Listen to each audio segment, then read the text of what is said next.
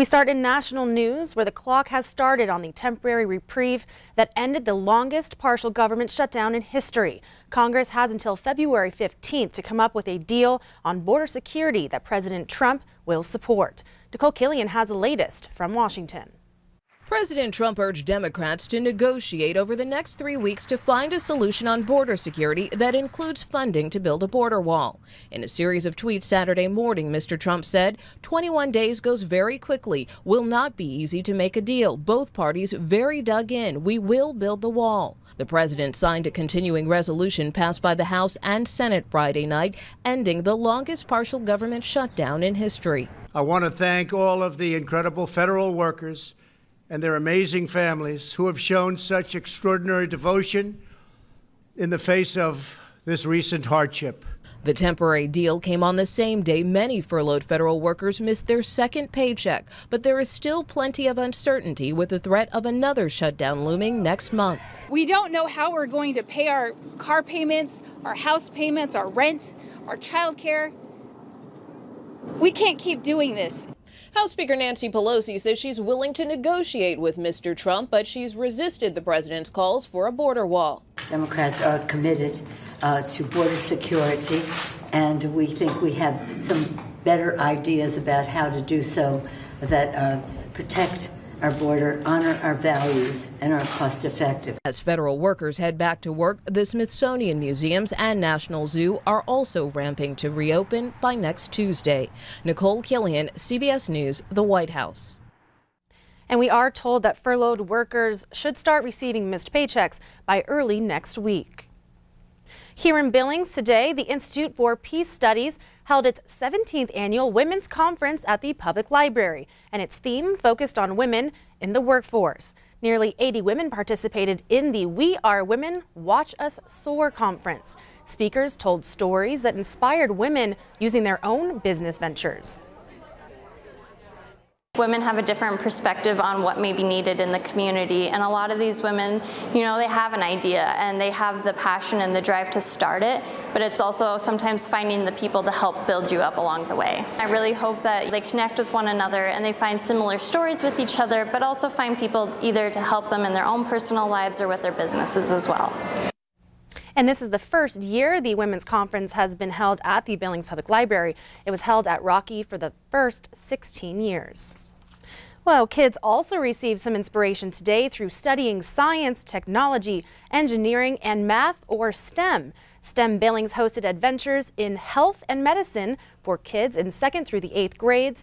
About 130 children came to the event, learning about everything from the human heart and taking x-rays to experiencing the operating room. STEM organizers encouraged the students to ask about what to study and about their futures. It's an opportunity to learn firsthand from those working in the profession. You can hear about them and read about them, but if actually you have a conversation with them, connect with them at some level, it's better in all kinds of ways. It's a formative part of their understanding of what they want to do. If we can get to them now and encourage them to keep reaching high, then they'll perform. We just got to encourage them to keep at it.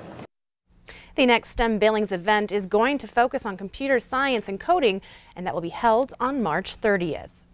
Football fans had a chance today to get some ideas for their game plans to enjoy Super Bowl number 53. Munchie Bowl 10 is a friendly competition to find the best Super Bowl snacks around. 11 teams brought their munchies to try to please a few hundred people today. The event is a fundraiser, and this year it helps the Harley owners group with its causes. For some, Munchie Bowl has become a pre-Super Bowl tradition. Quite a few of them are the same people every year that count on coming the week before the Super Bowl. Maybe they're getting ideas for their Super Bowl parties, or they just want to come by and have enough food that they got lunch. I don't remember who it was that came up with the idea, but we grabbed on and everybody jumped on board, and seemed to be fun, so we continue it. And the Judge's Choice winner is Beartooth Harley-Davidson with saintly squares that they cooked. And the People's Choice is Bikers Against Child Abuse with their deep-fried Oreos. And the Best Booth prize goes to Road Rash with queso meatballs. Sounds like some interesting snacks.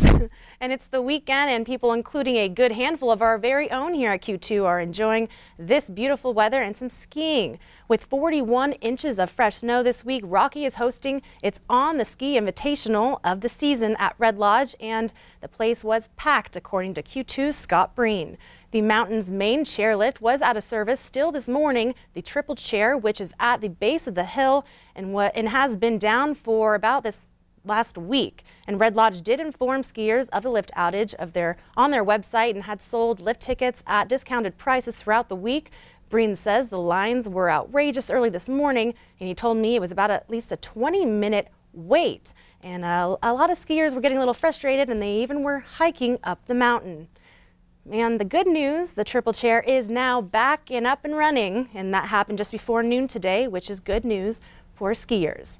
Well, thanks for watching the 5:30 news. In this week's financial news, no need to be a Debbie Downer when it comes to your financial problems. You can train your brain to be more optimistic. Find out how after the break. And later in sports, the two best wrestling teams in the state invade Billings. We'll see if Senior and Skyview could pull the upset. But first, let's say hi and check in with meteorologist Connor Prekitzer over in the Weather Center. Well, it was certainly a beautiful day to get out there. If you had the chance to get some skiing in, you saw some really great conditions out there warming across the whole region. But it's not sticking around. I'll tell you all about it coming up in just a little bit. You're watching MTN News with Zoe Zandora, Storm Tracker Weather with Connor Prekitzer, and Sports with Casey Conlon. This is the 5:30 news on Q2, Montana's news leader.